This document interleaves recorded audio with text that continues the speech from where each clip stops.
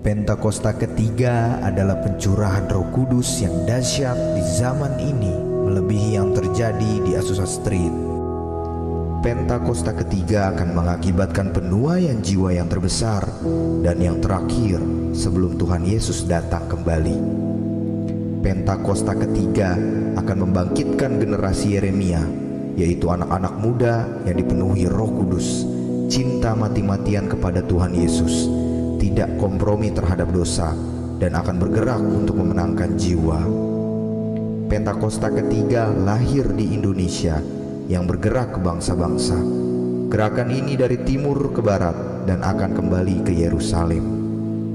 Pentakosta ketiga akan memberikan kuasa untuk menyelesaikan amanat agung Tuhan Yesus, dan setelah itu Tuhan Yesus datang kembali.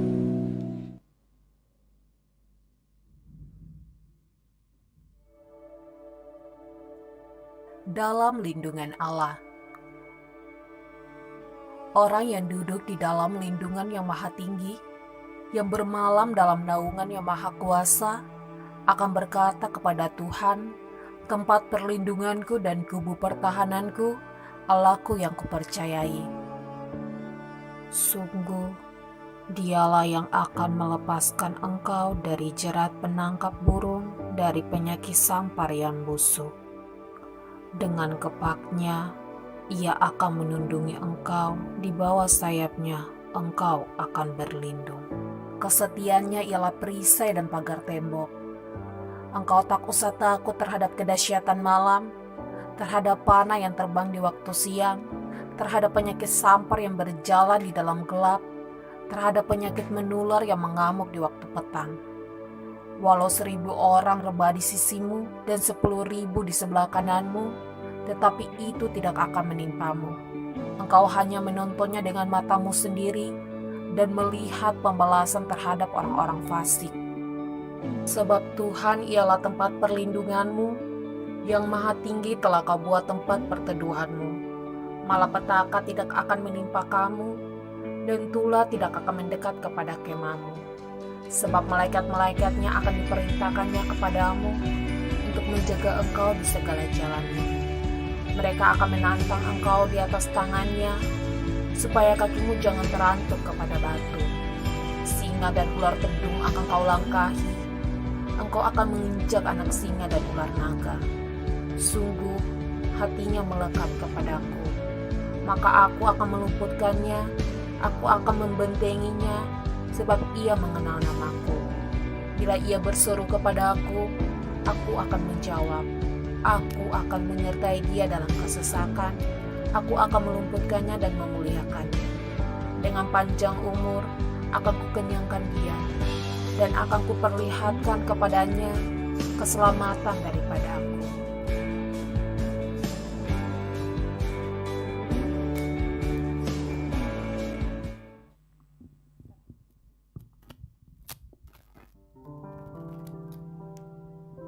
Shalom saudara. Puji nama Tuhan.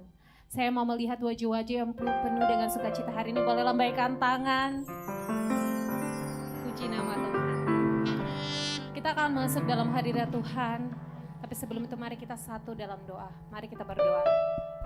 Tuhan Yesus, terima kasih untuk setiap penyertaan Tuhan sampai saat ini. Terima kasih Bapa. Terima kasih Roh Kudus yang manis Bapa. Hari ini kami akan memulai ibadah kami Tuhan Yesus. Kau mari datang kau berkati Tuhan Yesus. Ibadah kami ini dari awal, pertengahan, hingga berakhirnya ibadah kami ini kami paralaskan dalam nama Allah Bapa, Putra, dan Roh Kudus. Terima kasih Roh Kudus yang manis. Haleluya, haleluya. Amin. Yes, Tuhan Yesus. Terima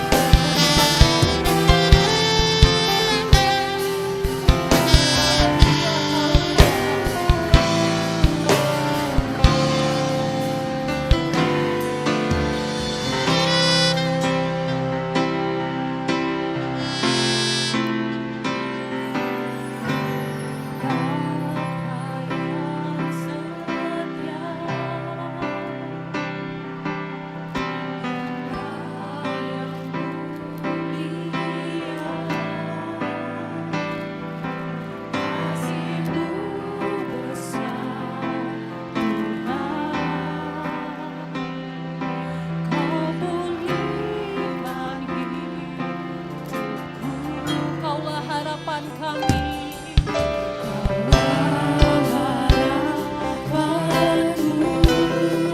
Yes Tuhan,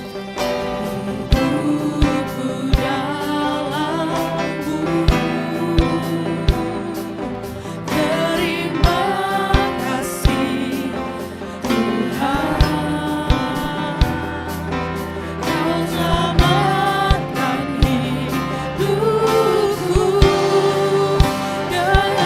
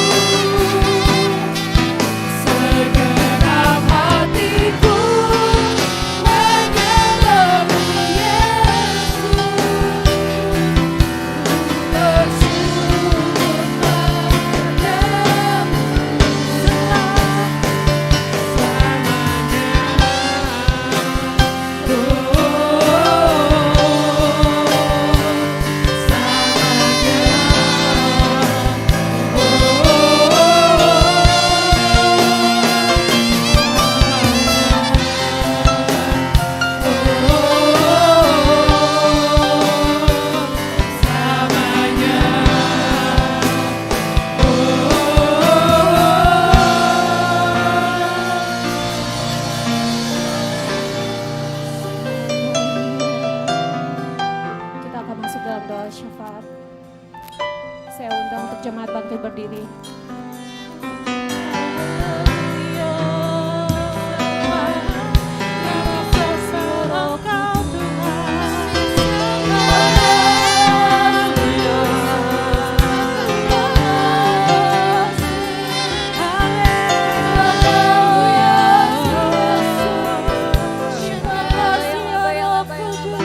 Bapa, kami berdoa Tuhan, kami mengangkat tangan kami Tuhan untuk bangsa kami Tuhan Yesus, di mana Engkau tempatkan kami di bangsa ini Tuhan Yesus.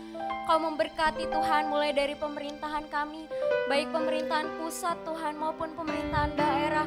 Kau berikan roh takut akan Engkau, Engkau yang tutup bungkus Tuhan setiap para pejabat-pejabat pemerintah ya Tuhan Yesus. Kau berikan roh kejujuran Tuhan, katakan hancurkan dari roh korupsi Tuhan, dari roh-roh yang tidak berkenan Tuhan di hadapan-Mu ya Tuhan Yesus. Tapi biarlah Tuhan pemerintahan kami Tuhan boleh bertobat ya Tuhan Yesus. Bahkan setiap undang-undang yang mereka keluarkan, yang mereka sahkan Tuhan, semuanya seizin daripada-Mu saja ya Tuhan Yesus. Kami juga berdoa Tuhan untuk perekonomian bangsa kami Tuhan, supaya Tuhan perekonomian bangsa kami boleh kembali dengan normal ya Tuhan. Bahkan Kau memberkati Tuhan setiap hasil ladang ya Tuhan, hasil pertanian ya Tuhan Yesus, perkebunan ya Tuhan, hasil laut juga ya Tuhan Yesus. Engkau memberkati Tuhan, jadikan tanah air Indonesia ini menjadi tanah yang subur ya Tuhan Yesus. Kau berkati Tuhan dari Sabang sampai Merauke ya Tuhan. Kiranya hadirat-Mu selalu melingkupi Tuhan bangsa kami Tuhan. Bahkan banyak orang yang bertobat memuji dan memuliakan nama-Mu ya Tuhan Yesus. Mengaku dengan mulutnya bahwa Engkaulah Tuhan satu-satunya ya Tuhan. Engkaulah Isa Al-Masih ya Tuhan Yesus. Bapa, kami juga tidak lupa Tuhan berdoa untuk gereja kami Tuhan, GBI Blok M Tuhan. Kau memberkati Pak Edi Tuhan sebagai gembala kami. Kau yang juga memberkati Tuhan kedua wakilnya Pak Sugi dan Pak Hari Tuhan. Kau memberkati dalam pelayanan ketiga hamba-Mu ya Tuhan Yesus. Kau memberkati Tuhan keluar masuk ketiga hamba-Mu ini Tuhan. Berikan juga kesehatan Tuhan, hikmat marifat yang hanya daripada-Mu ya Tuhan Yesus. Kau berkati Tuhan gereja-Mu ini Tuhan semakin lebih lagi menuai jiwa-jiwa ya Tuhan Yesus. Bahkan Tuhan kami juga berdoa untuk ibadah treks pada sore hari ini ya Tuhan Yesus. Biarlah Tuhan Engkau yang kirimkan setiap jiwa-jiwa yang haus dan rindu akan Engkau Tuhan. Biarlah Tuhan pada sore hari ini Tuhan kami boleh bertemu Engkau ya Tuhan. Bahkan kami pulang nanti Tuhan tidak sama seperti kami datang ya Tuhan Yesus. Kami mendapat kekuatan yang baru. Kami mendapat Tuhan kesegaran rohani yang baru ya Tuhan Yesus. Kau yang juga memberkati Tuhan untuk Pak Sugi yang akan membawakan isi hati-Mu pada sore hari ini Tuhan. Engkau memberkati Pak Sugi ya Tuhan Yesus. Terima kasih Tuhan, terima kasih. Biarlah kemuliaan-Mu saja yang nampak ya Tuhan Yesus. Kau yang memberkati, mengurapi setiap kami ya Tuhan Yesus. Hanya di dalam nama-Mu kami berdoa dan mengucap syukur. Haleluya, amin. Amin. Jemaat dipersilakan duduk kembali. Kita percaya bahwa setiap kuasa selalu, setiap pujian kita selalu ada kuasa terus mengalir di tempat ini. Oke, kita tos kiri kanan kayaknya ya biar enak gitu. Tos kiri kanan saudara, bilang katakan Tuhan Yesus baik. Bilang apa kabar gitu, Tuhan Yesus menyertai engkau setiap saat.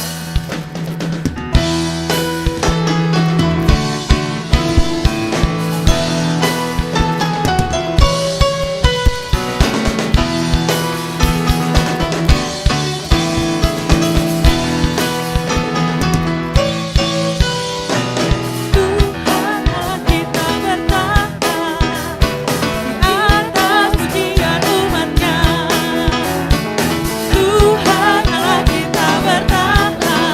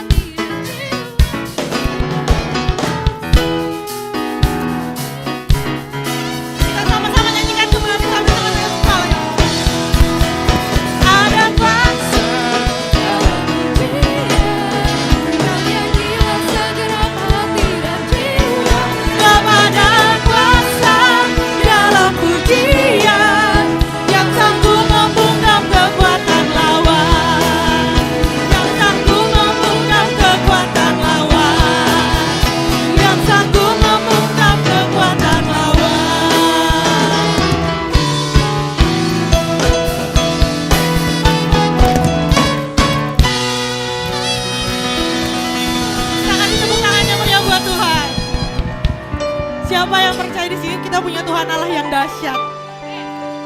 Saya nggak dengar suaranya siapa di sini yang percaya kita punya Tuhan Allah yang dahsyat. Sekali lagi siapa di sini yang kita percaya bahwa kita punya Tuhan yang dahsyat?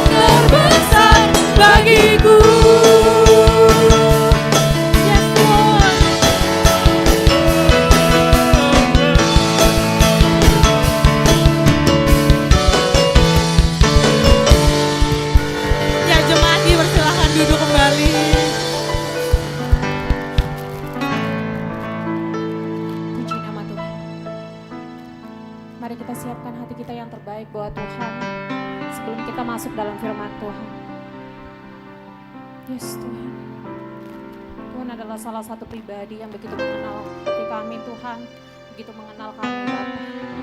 Mari kita katakan sama-sama Tuhan. Yes.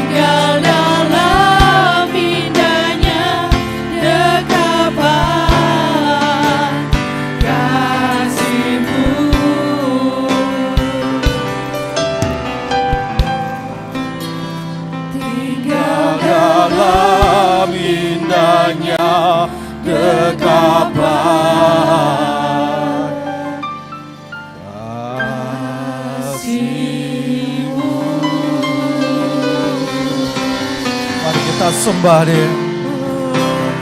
Rabaya syana kana rabaya rabaya syana kana.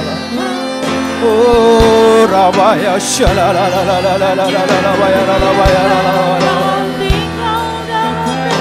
rabaya syana kana rabaya syana kana rabaya rabaya rabu. Hallelujah. Oh rabaya syana rabaya syandi.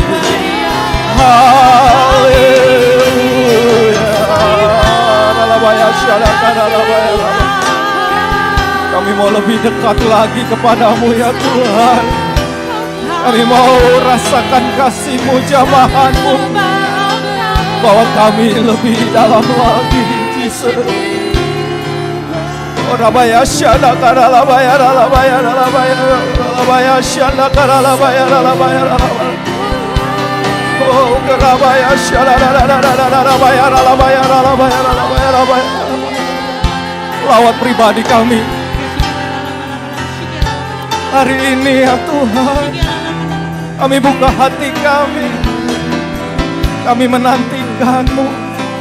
Kami merindukan-Mu ya Tuhan. Rabaya syakara rabaya rabaya rabaya rabaya. Rabaya rabaya.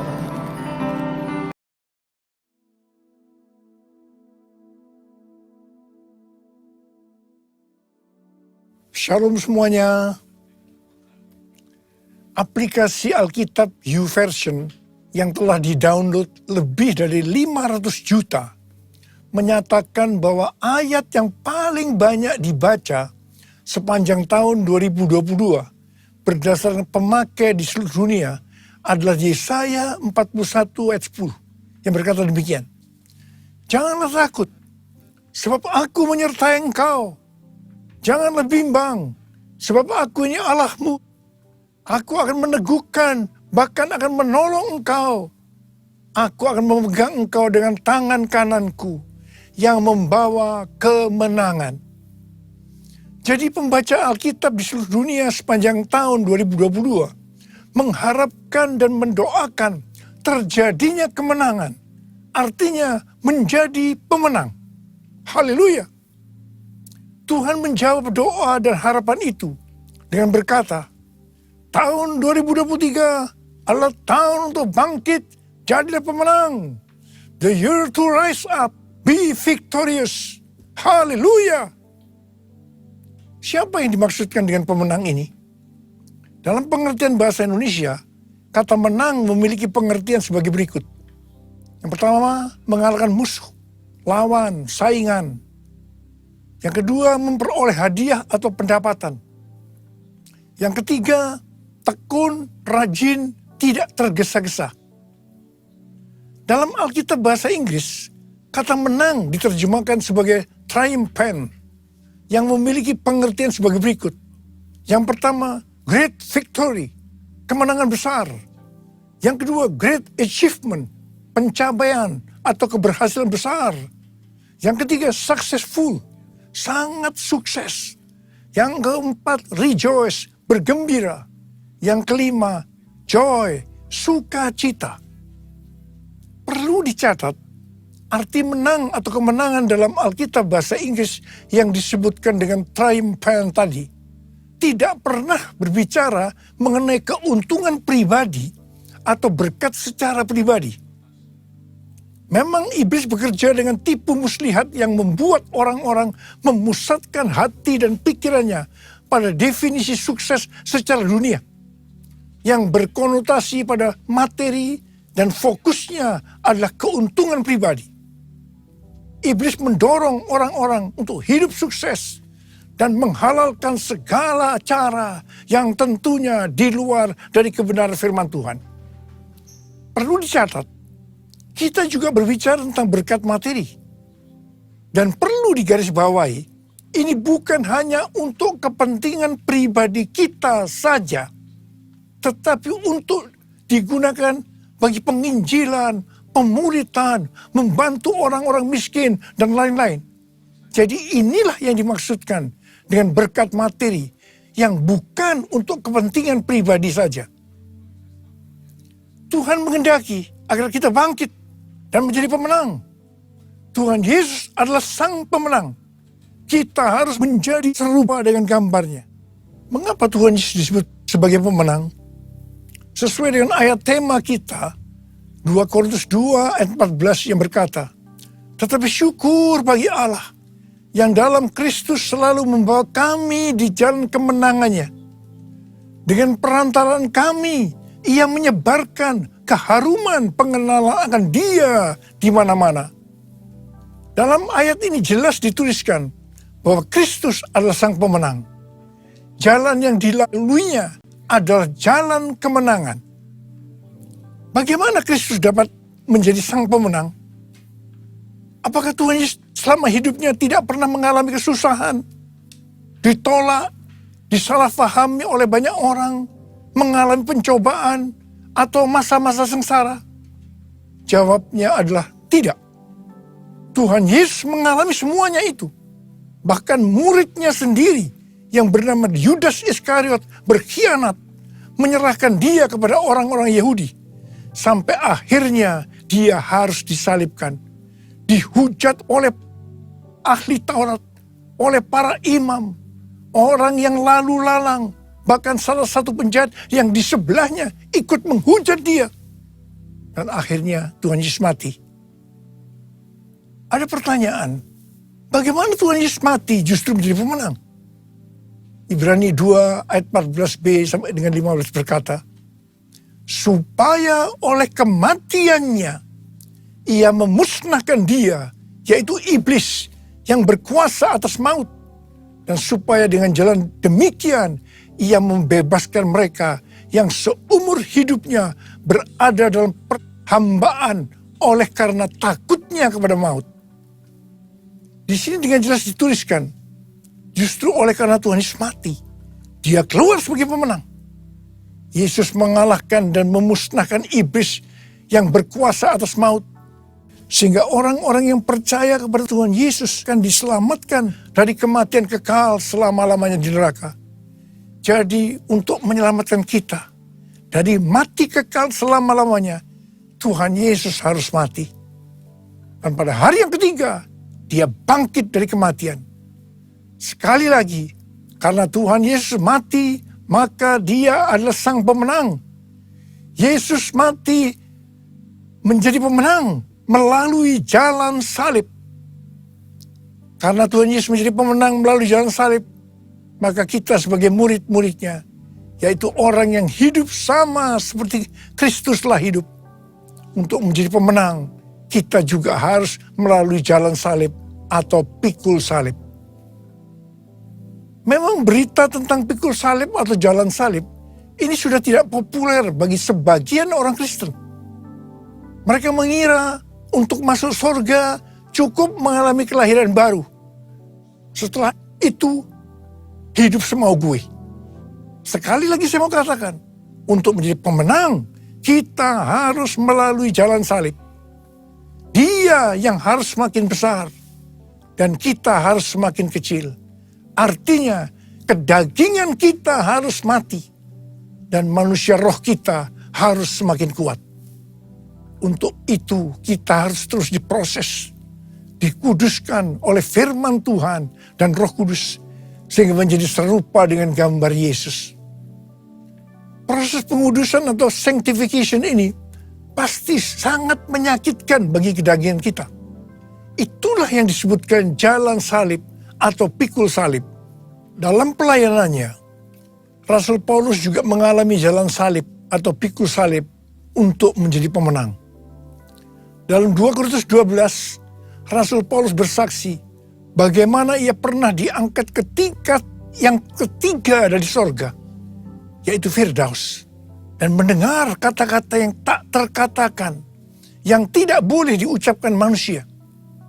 Rasul Paulus berkata, supaya aku jangan meninggikan diri karena perkataan-perkataan yang luar biasa itu, maka aku diberi suatu duri dalam daging, yaitu seorang utusan iblis untuk menggocoh aku, supaya aku jangan meninggikan diri. Rasul Paulus sudah berseru 3 kali kepada Tuhan, supaya utusan iblis mundur daripadanya.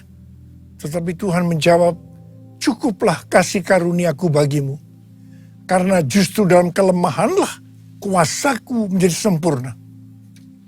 Rasul Paulus berkata, sebab itu terlebih suka aku bermegah atas kelemahanku, supaya kuasa Kristus turun menaungi aku. Karena itu aku senang dan rela di dalam kelemahan, di dalam siksaan, di dalam kesukaran, dan di dalam penganiayaan dan kesesakan oleh karena Kristus. Sebab jika aku lemah, maka aku kuat. Dalam melayani pekerjaan Tuhan, saya pun mengalami seperti yang dialami oleh Rasul Paulus. Supaya saya tidak sombong, Tuhan juga berikan duri dalam daging. Sesuatu yang menyakitkan. Itulah yang disebut jalan salib atau pikul salib. Saya rela dan saya mengerti untuk menjadi pemenang harus mengalami ini. Lukas 14 ayat 27 berkata, barang siapa tidak memikul salibnya dan mengikut aku, ia tidak dapat menjadi muridku. Yesus, domba Allah, mulia namamu. Yesus, domba Allah, mulia namamu. Mulia namamu. Mulia namamu.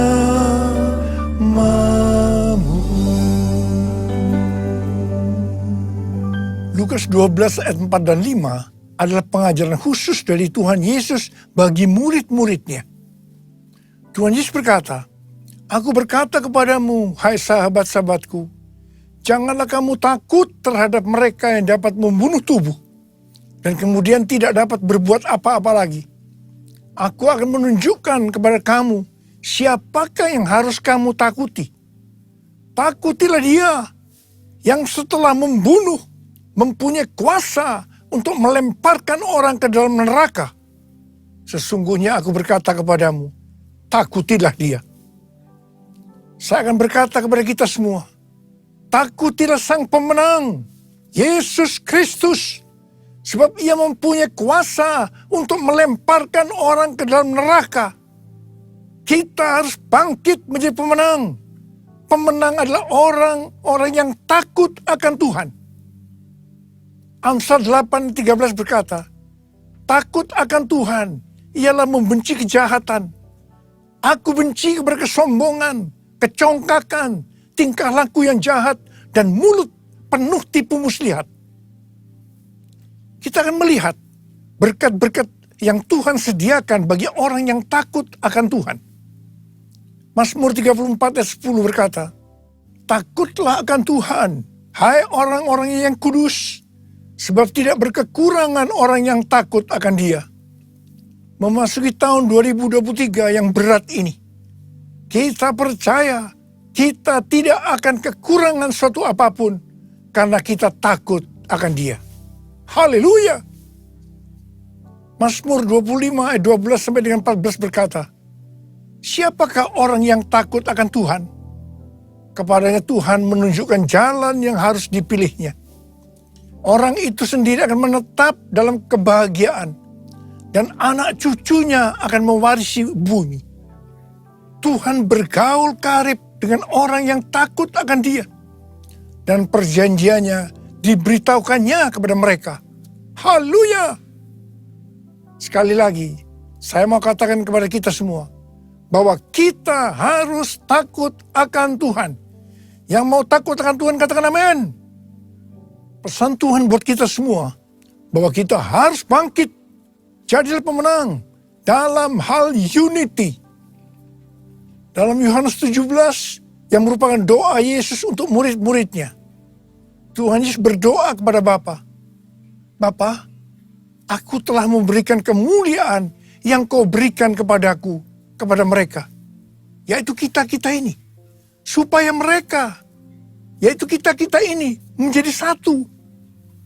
Kalau mereka atau kita-kita ini sudah sempurna menjadi satu, dunia akan melihat Dunia akan tahu dan dunia akan percaya bahwa engkaulah yang telah mengutus aku dan bahwa engkau mengasihi mereka, yaitu kita-kita ini. Sama seperti engkau mengasihi aku. Ini berarti kalau kita menjadi satu, kalau kita unity, maka akan terjadi penuaian jiwa besar-besaran. Saya ingat awal tahun 2000, saya pernah ditegur Tuhan dengan kata-kata yang keras. Niko, kamu sombong, kamu arogan. Tuhan melihat karena pelayanan yang sukses membuat saya menjadi sombong, arogan, sehingga membuat banyak hamba-hamba Tuhan hatinya terluka karena banyak jemaat-jemaatnya yang pindah ke gereja kita. Saya tidak merasa kalau saya begitu arogan, sombong, sampai Tuhan menegur saya dengan keras. Saya menangis, saya bertobat, dan saya bertanya kepada Tuhan, apa yang harus saya lakukan Tuhan? Tuhan berkata, ada 2 hal yang kamu harus lakukan. Yang pertama, saya harus menurunkan nama gereja Betani yang saya banggakan. Yang kedua, saya harus minta maaf kepada gereja-gereja dan hamba-hamba Tuhan. Saya melakukan perintah Tuhan itu dengan sungguh-sungguh. Apa yang terjadi setelah itu? Tiba-tiba roh rekonsiliasi turun antara gereja kita dengan gereja-gereja lainnya. Dan juga di antara gereja-gereja lain tadi. Di tengah-tengah rekonsiliasi itu, tiba-tiba roh doa turun di Indonesia. Saya ingat tahun 2003 ada NPC, National Prayer Conference di Gelora Bung Karno, Jakarta. Setelah itu diikuti terbentuknya menara-menara doa dan rumah-rumah doa di Indonesia. Revival terjadi, Indonesia mengalami transformasi. Haleluya! Unity merupakan faktor utama untuk terjadinya penuaian jiwa besar-besaran. Kita sekarang berada dalam era Pentakosta ketiga yang akan mengakibatkan penuaian jiwa yang terbesar dan yang terakhir. Hari-hari ini kita harus banyak berdoa, memuji dan menyembah Tuhan dalam unity siang dan malam.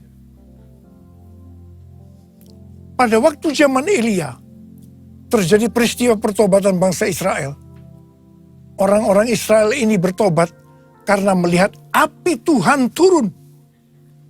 Api Tuhan turun karena doa Elia.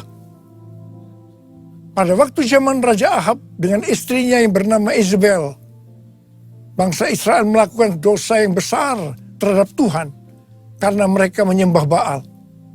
Elia diutus Tuhan untuk membuat bangsa Israel bertobat kembali. Untuk itu, Elia mengumpulkan nabi-nabi Baal dan Asyera di hadapan seluruh orang Israel. Elia menantang nabi-nabi Baal sebagai berikut. Nabi Baal dan Elia masing-masing akan diberi seekor lembu. Lembu itu akan disembelih dan dipotong-potong dan ditaruh di atas kayu bakar. Tetapi mereka tidak boleh menaruh api. Setelah itu, nabi-nabi Baal disuruh memanggil Allahnya untuk minta api, untuk membakar persembahannya. Dan Elia akan memanggil nama Tuhan. Maka Allah yang menjawab dengan api, Dialah Allah. Seluruh rakyat berseru, baiklah demikian, setuju. Waktu bagian nabi-nabi Baal memanggil Allah mereka untuk minta api, ternyata sampai sore hari api tidak turun. Waktu bagian Elia, apa yang dilakukan oleh Elia? Yang pertama, Elia membuat mezbah dengan menyusun 12 batu yang melambangkan 12 suku Israel. Ini berbicara tentang unity. Yang kedua, Elia menaruh kayu api dan potongan-potongan lembu di atasnya. Dan yang ketiga, Elia menyuruh menyiramkan ke atas kurban bakaran dan kayu api itu dengan 12 buyung air. Dan yang keempat, setelah itu Elia berdoa demikian. Ya Tuhan, Allah Abraham, Ishak dan Israel, pada hari ini biarlah diketahui orang bahwa Engkaulah Allah di tengah-tengah Israel, dan bahwa aku ini hambamu, dan bahwa atas firman-Mu lah aku melakukan segala perkara ini. Jawablah aku ya Tuhan, jawablah aku, supaya bangsa ini mengetahui bahwa Engkaulah Allah ya Tuhan, dan Engkaulah yang membuat hati mereka tobat kembali. Apa yang terjadi setelah Elia berdoa? Lalu turunlah api Tuhan, menyambar habis kurban bakaran, kayu api, batu dan tanah itu. Bahkan air yang dalam parit itu habis dijilatnya. Ketika seluruh rakyat melihat kejadian itu, sujudlah mereka serta berkata, Tuhan, dialah Allah. Tuhan, dialah Allah. Terjadi pertobatan secara besar-besaran. Haleluya. Jadi, sebelum Elia berdoa, dia membuat mezbah dari 12 batu yang melambangkan 12 suku Israel yang berbicara tentang unity. Sekali lagi, unity adalah faktor utama untuk terjadinya penuaian jiwa besar-besaran. Hari-hari ini kita perlu lebih banyak berdoa, memuji dan menyembah Tuhan dalam unity siang dan malam. Lord, I worship you. Lord, I worship you. As I bow down on my knees, I worship you. Lord, I worship you. Lord, I worship you. For you are my everything. I worship you. For you are my everything. I worship you.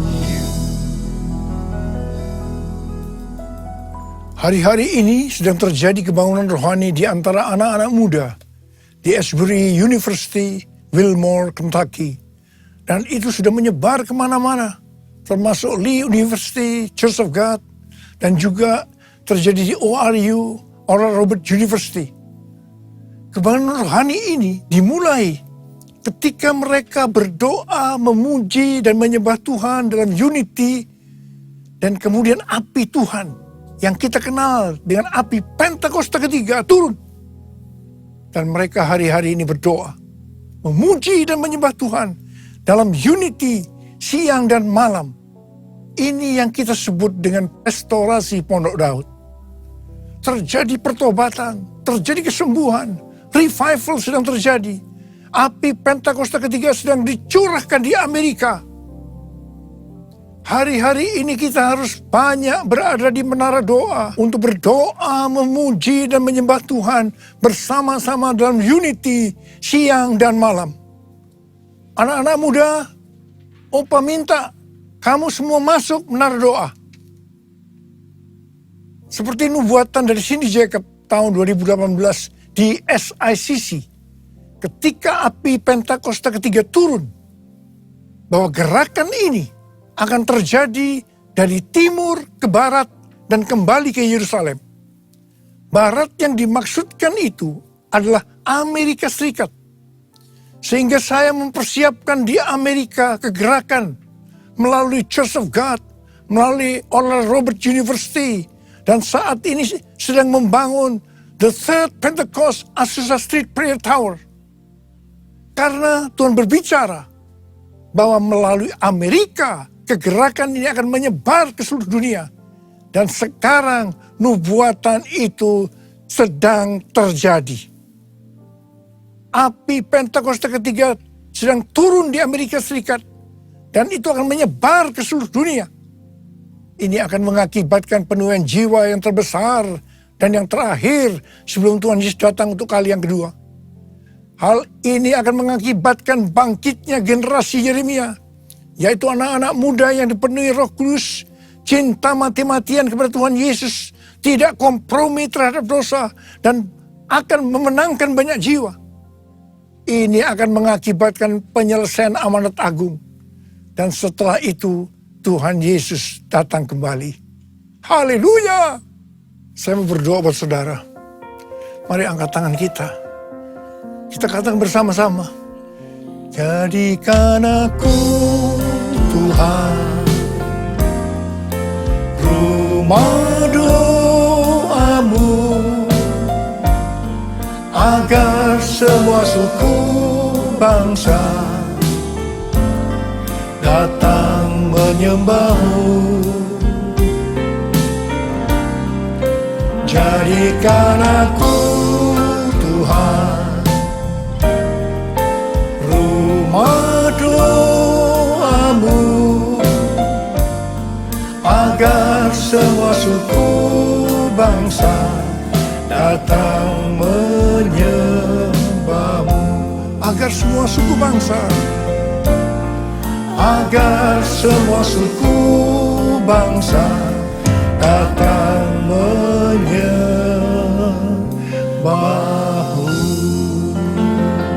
Mari kita berbahasa roh sama-sama. Kita berbahasa roh. Kita berbahasa roh. Korea lama sangkara bala bala bala bala bala bala bala bala.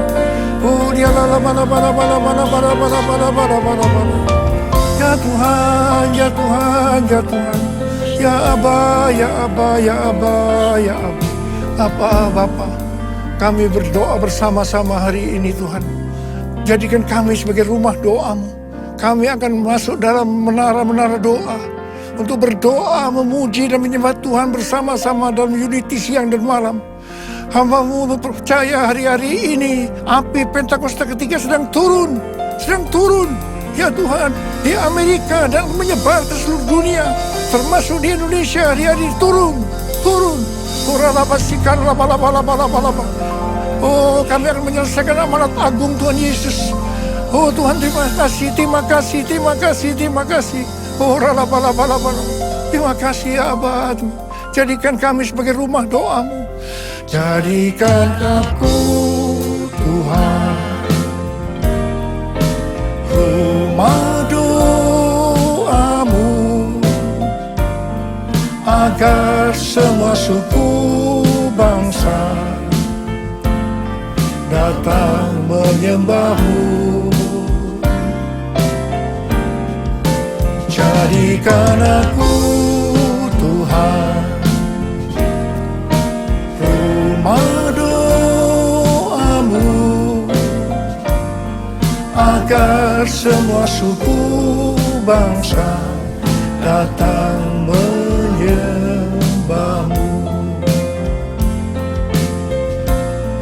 Agar semua suku bangsa datang menyembah-Mu.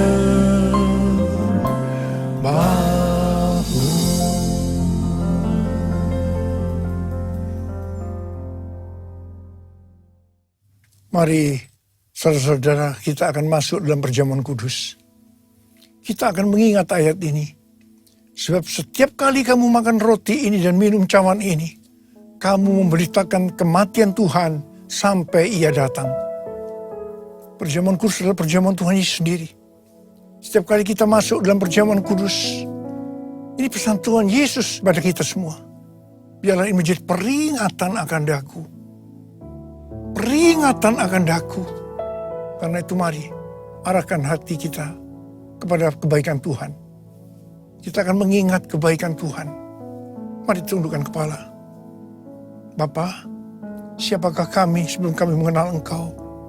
Kami semua orang berdosa. Upah dosa adalah maut, mati. Tapi Engkau yang tidak berdosa telah dijadikan dosa oleh karena kami. Engkau harus turun dari surga mulia menjelma menjadi manusia. Mati ganti kami dengan penderitaan yang luar biasa. Sungguh kalau kami pikirkan betapa baiknya Engkau ya Abah. Betapa baiknya Engkau. Engkau jadikan kami sebagai anak-anak-Mu.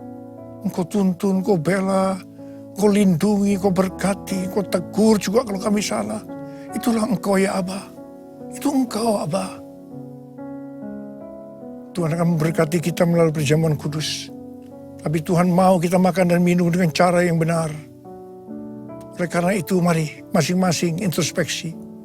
Lihat keadaan diri masing-masing. Jangan menyimpan dosa. Kita harus tulus dan jujur di hadapan Tuhan. Buka. Minta ampun kalau Tuhan ingatkan. Ampuni kami. Ampuni Tuhan. Ampuni kami. Ampuni, ampuni. Ampuni ya Tuhan. Ampuni, ampuni. Bapa, terima kasih.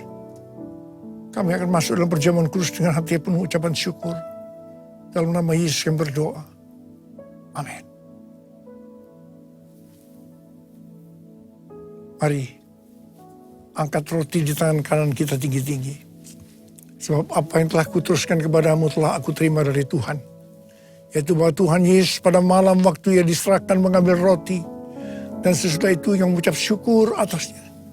Dia memecah-mecahkannya dan berkata, inilah tubuhku yang diserahkan bagi kamu. Perbuatlah ini menjadi peringatan akan aku. Sekali kasih Tuhan, bukankah roti yang kita pecah-pecahkan ini adalah persekutuan kita dengan tubuh Kristus? Mari kita makan dalam nama Yesus.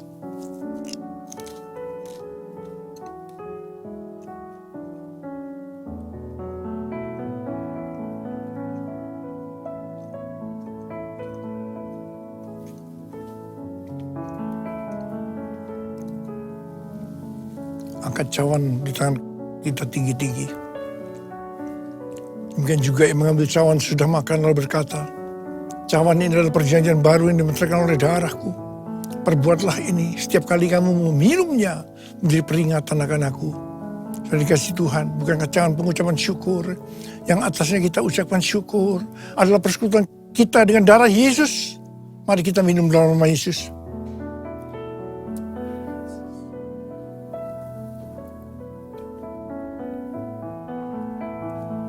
Angkat tangan kita bersama-sama. Ucapkan syukur dan terima kasih. Dengan suara, jangan diam. Tuhan, terima kasih ya Tuhan. Terima kasih ya Tuhan, terima kasih. Oh, terima kasih ya Abba. Terima kasih ya Tuhan. Oh, hamba berdoa buat yang sakit ya Tuhan. Yang sakit boleh angkat tangan. Terimalah berkat, kesembuhan. Terimalah kesembuhan. Terima kesembuhan. Terima. Sembuh dalam nama Yesus. Sembuh dalam nama Yesus. Sembuh dalam nama Yesus. Urapanmu turun ke atas kami ya Tuhan. Urapi kami. Urapi kami ya Abba. Urapi kami. Urapan Tuhan turun. Terima. Kami terima Tuhan. Kami terima pengurapan. Kami terima. Terima kasih ya Pak. Terima kasih. Dalam nama Yesus. Amin. Sekarang mari angkat tangan saudara. Terimalah berkat Tuhan. Kasih karunia berlimpah-limpah daripada Allah Bapa dalam Anak yang tunggal Yesus Kristus. Persekutuan yang manis dengan Roh Kudus menyertai saudara sekalian mulai hari ini. Sampai Tuhan Yesus datang menjemput kita di awan-awan. Dan bahkan sampai selama-lamanya. Yang percaya bersama-sama katakan, Amin. Tuhan Yesus berkati berlimpah-limpah.